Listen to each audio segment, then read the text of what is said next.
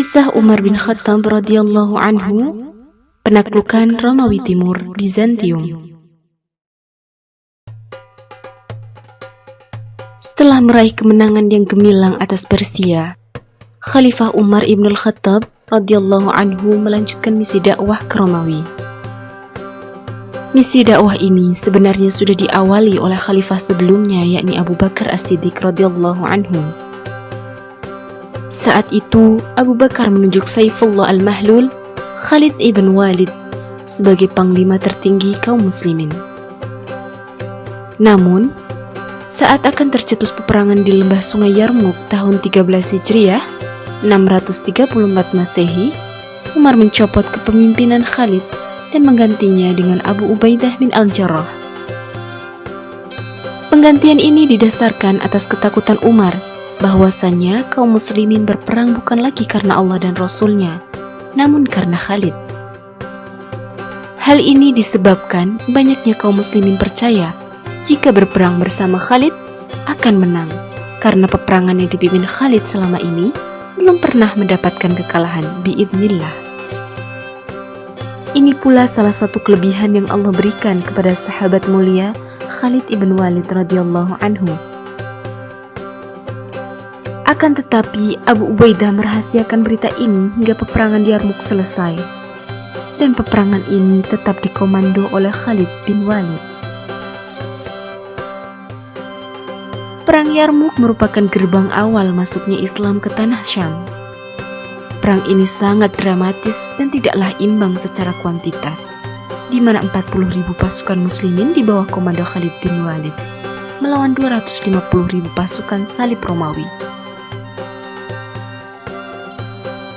Tentulah bagi kaum muslimin bukanlah kuantitas, tapi kualitas yang utama. Dengan pertolongan Allah dan strategi perang Khalid, biidznillah kaum muslimin berhasil mendapatkan kemenangan. Dari Yarmuk, pasukan muslimin meneruskan perjalanannya ke Damaskus dan mengepung kota itu selama 70 hari lamanya. Hingga akhirnya benteng kota Damaskus pun dapat dibuka. Sesudah jatuhnya kota Damaskus, maka jatuh pula kota-kota besar lainnya, seperti Aleppo, Homs, dan Antokia. Namun, Jenderal Arishan, panglima Romawi di Syria, bertahan dengan gigih bersama pasukannya di Ajnadin. Hal ini mencetuskan terjadinya perang Ajnadin yang tidak kalah hebatnya dengan peperangan di Yarmuk. Pertempuran berakhir dengan kemenangan kaum muslimin.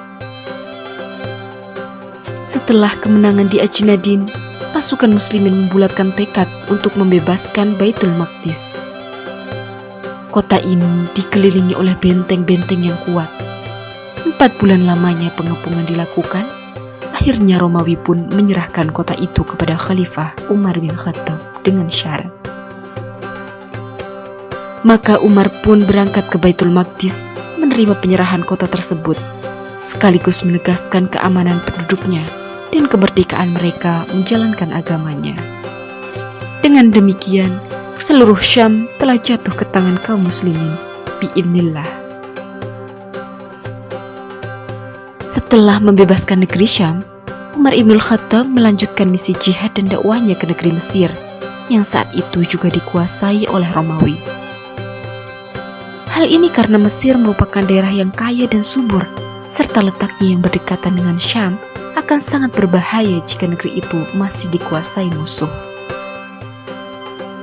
Dengan membebaskan Mesir, berarti mengamankan wilayah Daulah Islamiyah dari serangan musuh di sebelah selatan. Amanah panglima pembebasan Mesir dipegang oleh sahabat mulia Amr bin Al-Ash radhiyallahu anhu. Umar bin Khattab membekalinya dengan 4.000 pasukan.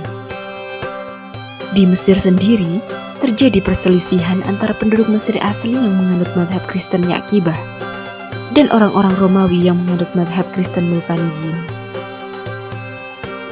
Orang Romawi memaksakan agar penduduk Mesir mengikuti paham mereka. Jika tidak, akan disiksa, bahkan dibunuh secara kejam. Selain itu, penguasaan Romawi di sana juga menuntut penduduk Mesir menyerahkan pajak yang mahal. Karena inilah orang-orang Mesir sendiri sebenarnya mengharapkan agar negerinya dibebaskan kaum muslimin. Berangkatlah Amru bin Al-Ash hingga sampai ke El Arishi dan menaklukkan kota tersebut. Dilanjutkan ke Al-Farma yang saat itu menjadi pintu gerbang Mesir bagian timur. Al-Farma dikepung sebulan lamanya hingga menyerah pada bulan Muharram tahun 19 Hijriah, tepatnya bulan Januari 640 Masehi. Setelah itu pasukan muslimin menuju ke Bilbis. Kemudian dari Bilbis, pasukan kaum muslimin meneruskan perjalanan ke Dunain. Dengan pertempuran sengit, pasukan muslimin dapat memenangkan pertempuran melawan Romawi. Peperangan demi peperangan dilalui kaum muslimin, sampai akhirnya Mesir pun takluk dan menjadi bagian dari Daulah Islamiyah ketika masa pemerintahan Umar ibn al-Khattab radhiyallahu anhu.